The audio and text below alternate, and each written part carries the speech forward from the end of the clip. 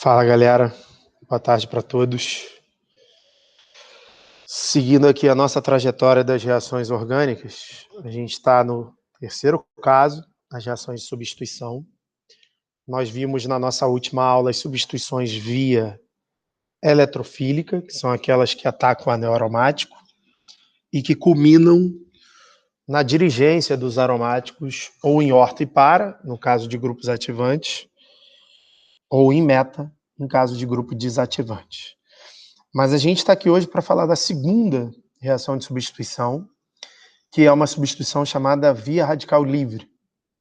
Ela preferencialmente acontece na presença de luz, na maioria das vezes ultravioleta, e é uma substituição muito simples, mas porém com alguns detalhes. Por exemplo, aqui, vocês estão vendo aqui uma molécula que eu chamo de molécula-alvo, que é a molécula do metano, do gás metano.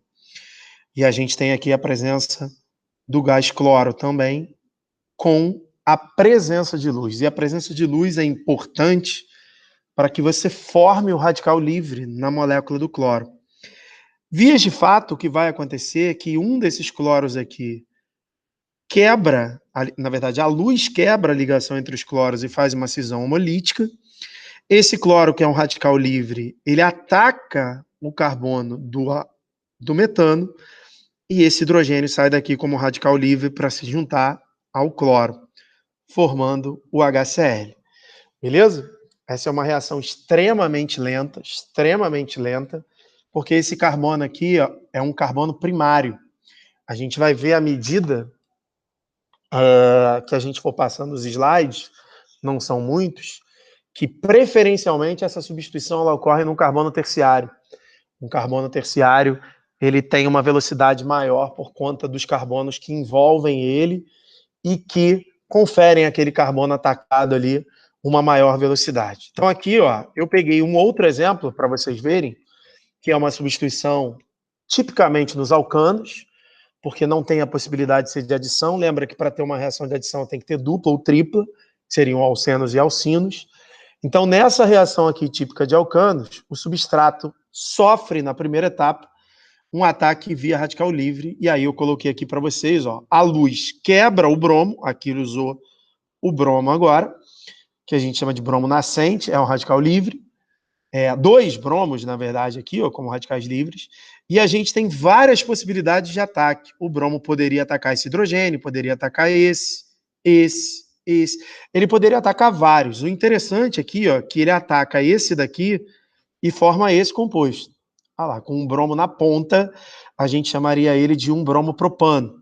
Agora, ele poderia atacar também o carbono do meio, ó, nesse hidrogênio aqui, ó, que atacar esse daqui e esse ou esse, o desenho seria o mesmo. Então, atacar um desses três hidrogênios, o desenho seria o mesmo, de maneira que se atacasse um desses três aqui, o desenho também seria o mesmo.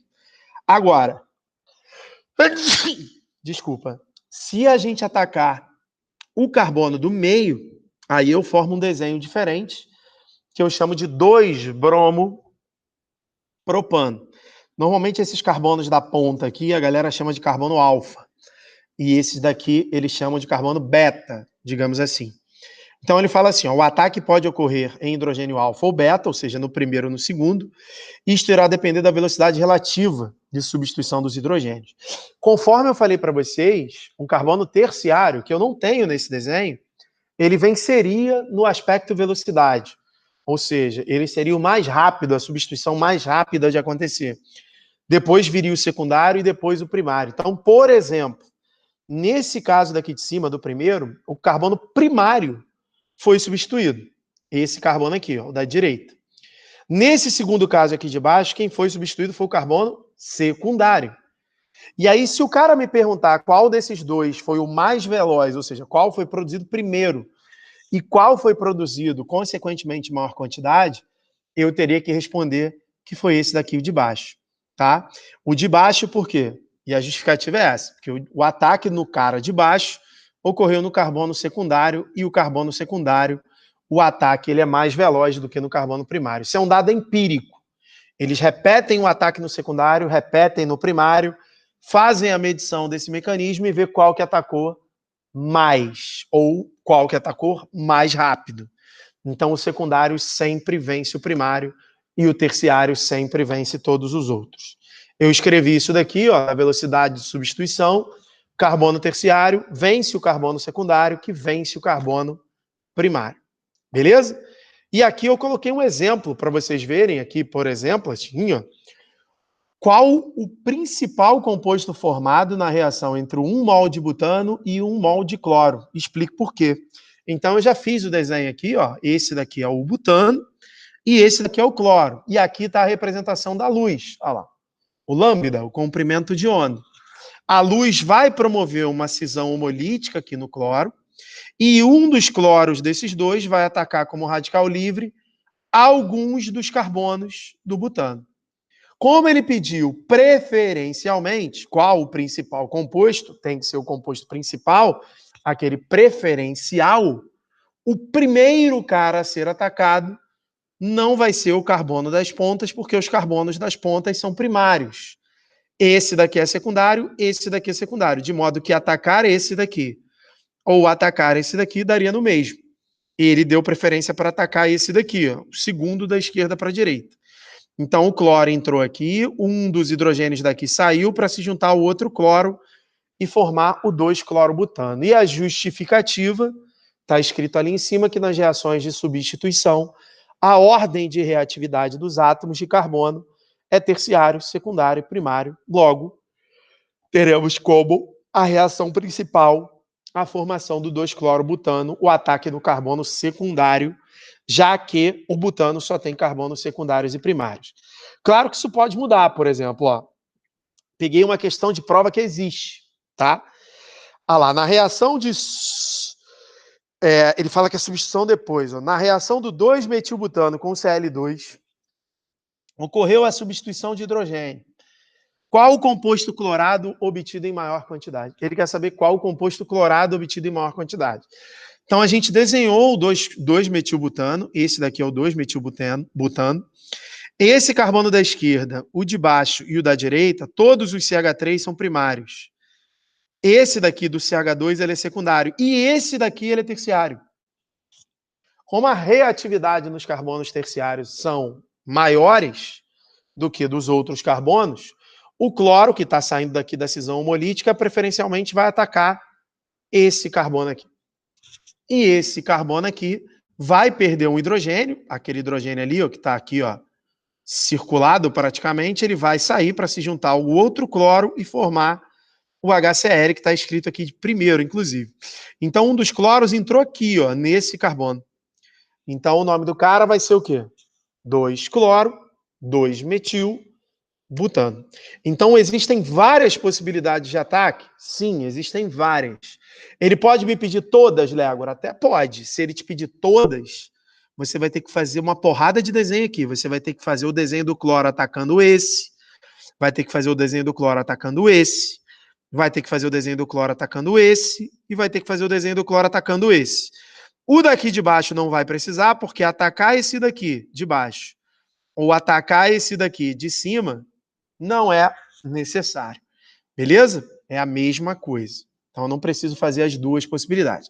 Mas, normalmente, ele não pergunta todas as possibilidades. Ele pergunta a possibilidade principal.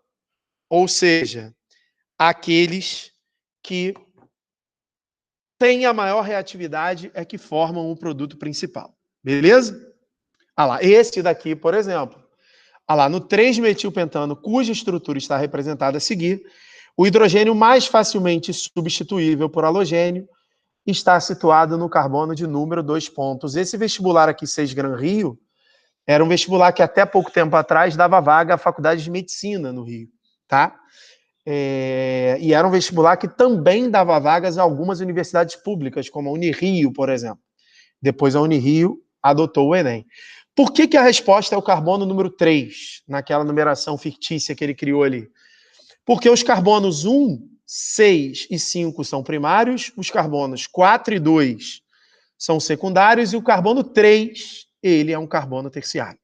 Então, a resposta correta, 24, que era 24, a questão da prova, a alternativa correta é a letra C, a lá, substituição, a ordem de reatividade é terciário, secundário e primário. Fiz aqui um outro exemplo, olha lá, 2,2 de metil, 3-metilbutano é um hidrocarboneto saturado que apresenta cadeia orgânica acíclica, ramificada e homogênea. Escreva a reação de cloração desse hidrocarboneto considerando apenas a obtenção do maior produto ou do produto em maior quantidade. Cara, seu único trabalho vai ser aqui. Eu tenho um carbono terciário? Tenho esse aqui, ó. Aí você vai procurar, se você tiver outro terciário, você vai ter duas possibilidades aqui. Porque aí os dois terciários vão reagir, não em igual forma, mas a gente vai considerar que vai.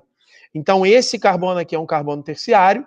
Muita gente fala assim, Légora, o quaternário não deveria ganhar do terciário? Sim, ele provavelmente venceria, só que o carbono quaternário ele não tem hidrogênio. Uma vez, para ele ser quaternário, ele precisa de 4 carbonos ligados nele. Então, por isso que a gente estabelece a ordem de terciário para secundário para primário.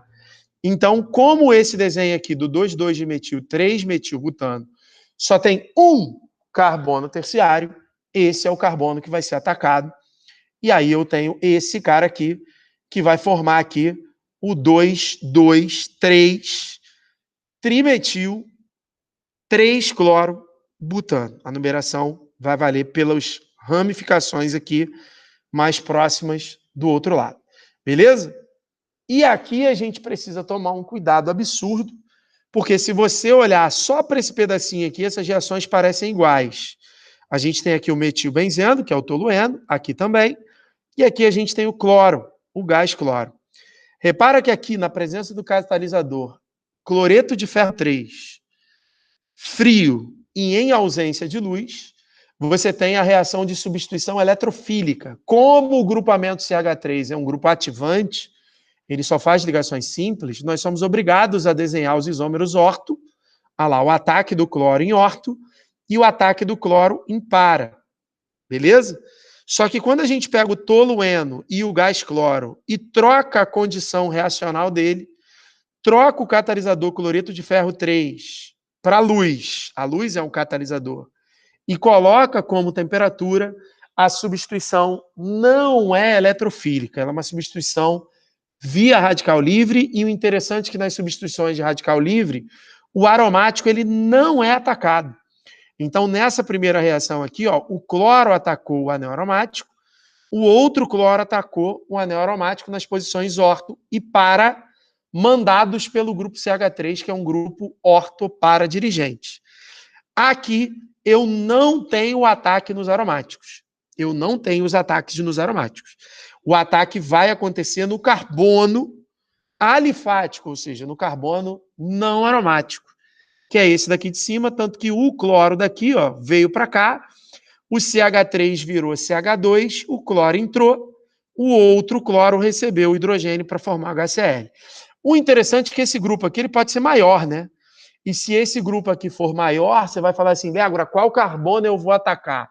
Porque se ele tiver mais de um carbono, qual carbono eu ataco? Aí vai valer a máxima que a gente viu nos outros slides. Eu vou procurar um carbono terciário, depois eu procuro um secundário e depois eu procuro um carbono primário. Beleza, galera? Então essas são as reações de substituição via radical livre, elas são pouquinhas. Junto desse vídeo eu estou mandando para vocês uma lista de exercícios, tá? E nessa lista de exercícios é importante salientar que eu vou incluir substituições eletrofílicas, que foi a da aula anterior, e substituições via radical livre, que foi a da aula de hoje.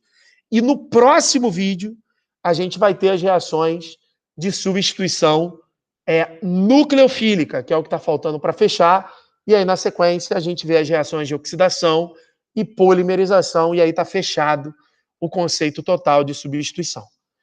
Beleza? De substituição e de todas as reações que a gente precisa falar. Então, fiquem atentos aí e olhem, tentem fazer os exercícios. Valeu? Um beijo para todos. Tchau, tchau.